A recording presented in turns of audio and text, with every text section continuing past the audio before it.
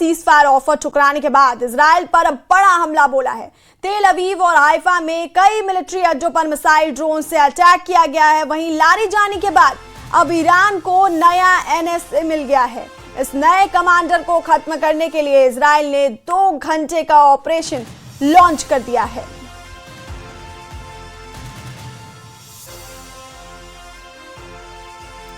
Iran ने Trump का cease fire offer ठुकराने के बाद इजराइल पर बड़ा हमला बोला है।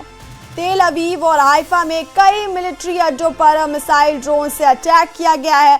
वहीं लारीजानी के बाद अब ईरान को नया एनएसए मिल गया है और इस नए कमांडर को खत्म करने के लिए ईरान ने 2 घंटे का ऑपरेशन लॉन्च कर दिया है। तो तेल अवीव और हाइफा में यह अटैक किया गया ईरान की तरफ से और ट्रंप का सीज फायर ऑफर ठुकराने के बाद ईरान ने इजराइल पर यह बड़ा हमला बोला है।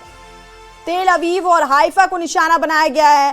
तेल अवीव और हाइफा में कई मिलिट्री अड्डों पर मिसाइल ड्रोन से अटैक किया गया है।